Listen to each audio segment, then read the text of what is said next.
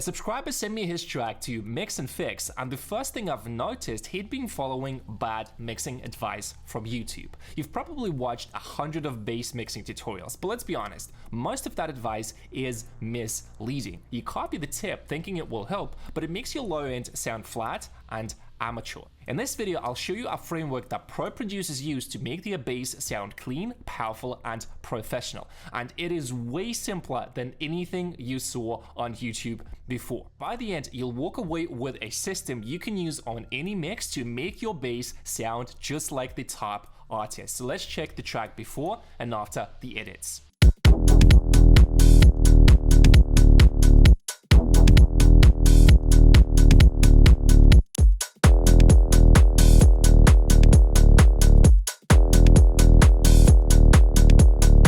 If you want me to mix and fix your track, there's a link down in the comments, so submit your track through the form, and in the next video I'll take your track and fix the drums, maybe arrangement, maybe sound design. I want to do this new format for you guys just to show you how quickly and easily you can take your ideas to the next level. All the processing that we have here on the low end on the other groups, I'm gonna get rid of this, and not because it is wrong to do so, but because we can keep it very simple. We can keep all the processing here. This is just one additional step in Ableton. I think it is not very necessary. And one of the big mistakes that I notice here is the low cut on the kick and the bass group at 40 Hertz. You're literally taking out the sub, which is not really good. But before I do that, we can just quickly listen to the sound that we have, and then from there we're just going to compare that to the reference, and I'll walk you through the process that I usually do when I'm working on a project myself or with a client.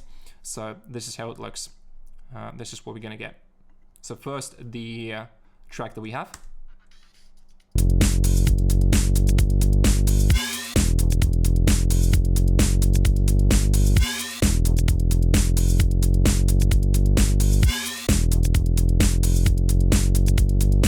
So I would say the track is actually pretty cool. I'm definitely liking the idea. So the goal would be to fine-tune the sound selection if necessary, the balancing, maybe the sound design a little bit.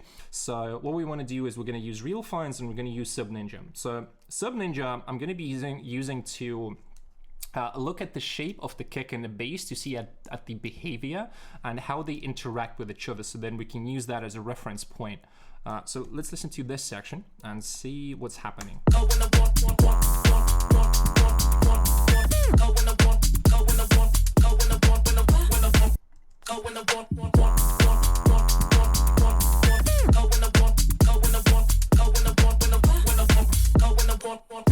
So the character of this track, the kick and the bass, I mean, is pretty percussive, which is pretty interesting, right? So just by looking at the waveform here, it can teach me quite a lot of the direction of what we're going to be doing with the track. You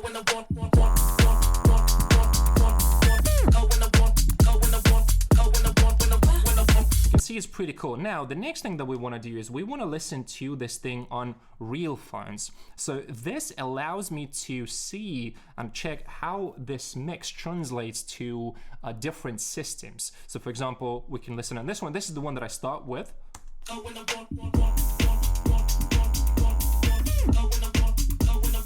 Okay, pretty cool.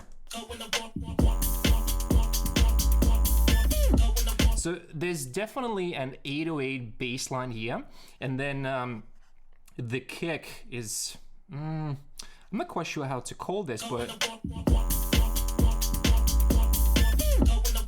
I need to put Sub Ninja before.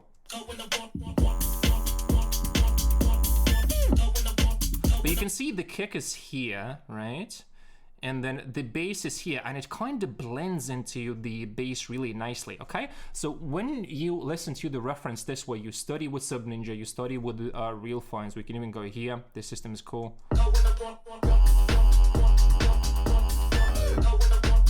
You can really hear the depth of the bass, the depth of the kick. It is pretty cool. And now we can listen to our track and really compare what's happening.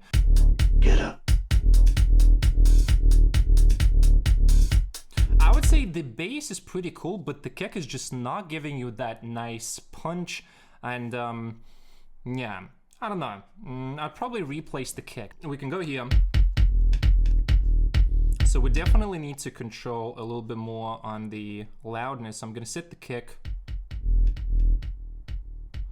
So it's gonna decrease the overall loudness, which we can bring with bring up with the limiter here really quickly. And I'm not limiting the track, this is just for loudness. Okay, let's start like this.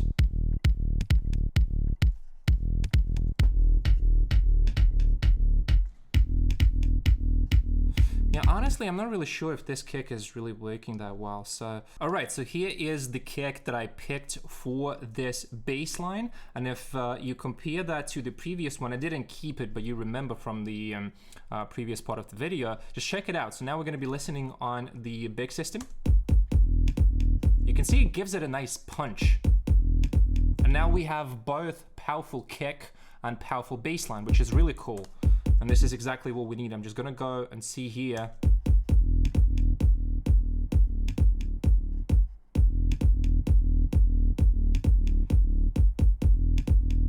Okay, this we can probably keep. I'm just gonna set the bass to mono just in case.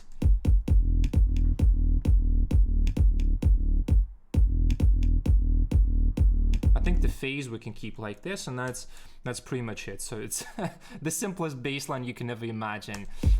Let's quickly run through.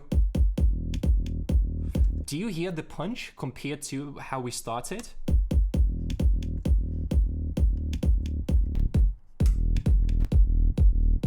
Very nice.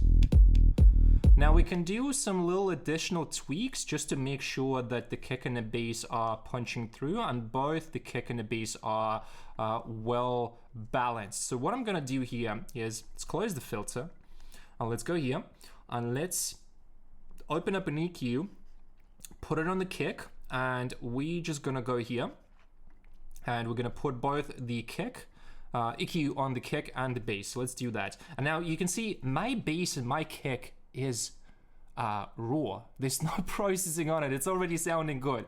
Okay, so let's put the EQ here on the bass and see what we want to look at here is we want to look at the conflicting frequency. So you can see the punch of the kick is around here and the bass is sitting here. So what we can do is, if you look at the red,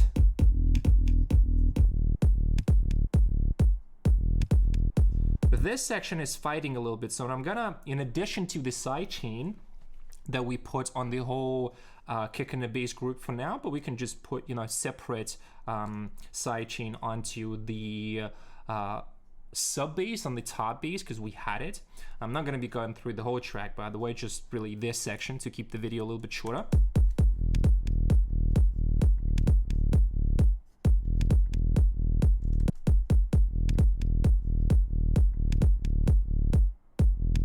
Okay, this sounded pretty good, right?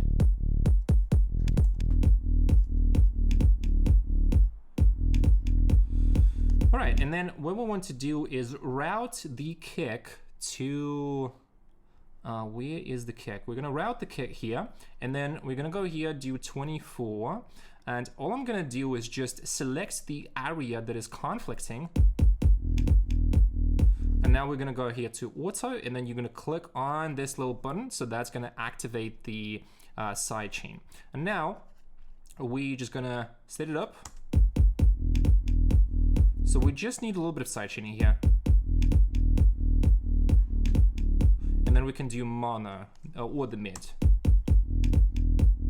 So in addition to the LFO tool or the kickstart, whatever you use, it's just gonna give you a little bit more separation, which is good.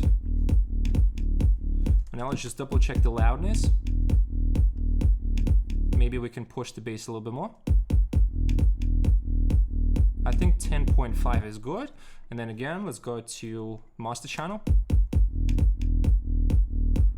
Look at this, this is beautiful. A very nice frequency response, the waveform is perfect. And then the next step is gonna be a little bit of EQing. So maybe we can clean it up a bit. So I'm just gonna go here.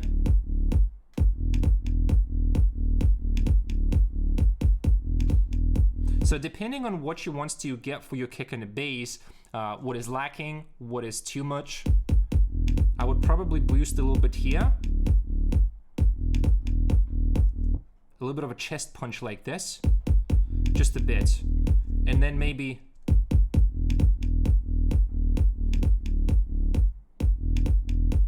just a little bit. Again, we don't want to be too aggressive, and that's going to go to the mid. A little bit too much of. And you can see that I'm not even low cutting the kick. And this is something that I would really recommend, because a lot of times when you're going to do like this, it's just going to cause you phase issues, it's going to ruin the kick. And you know, just don't do that. In most cases, it's not even necessary. So that's what we're going to do for the kick like this. Give it slightly more punch like this, and then we can do a little high shelf.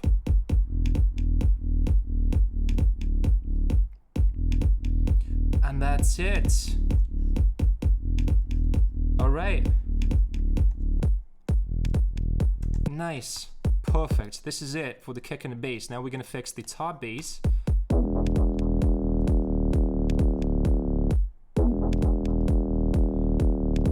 Okay, we can leave the EQ, but I'm going to do a little bit more of the low cut like this. Something like this. Then the filter is also fine. Utility. Microshift, let's just mute that. And again, this is not even needed. Let's remove this, this stuff. Okay, maybe.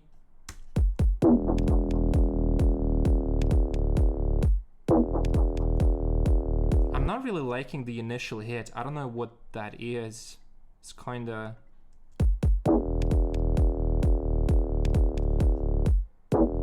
Okay, I see. So we want to. I'm just gonna mute that. This is not really necessary for this bass line. And I don't like this as well, bypass. But just leave it like this.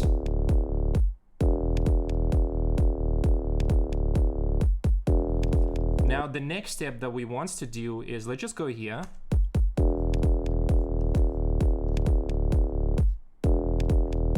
And what we want to do is fine-tune the loudness. So even though that the loudness is not, just by looking at the volume fader, it's not very loud in general, we still want to put a little bit more down. And that's it. So it doesn't have to be very loud. And then we're going to put some side chaining onto, and by the way, no side chaining needed from this, and no input. This is not necessary. Let's do very large. And then let's put another side chain, but right now we're going to put the side chain onto the top bass. And what we're going to do here differently is the curve is going to be pretty much the same, but I'm going to apply the split band, which basically is multi-band sidechain, and I'm gonna apply this just to the low frequencies until, let's say, like maybe 450, something like that, so that we are not really touching. There's still not a lot of low end on this sound in general, so, but you can see how nice now the kick sounds and the bass. Check it out.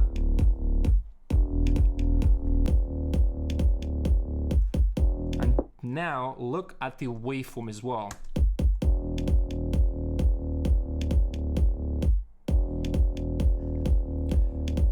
This is clean. This is nice. And then I'm gonna show you in different systems.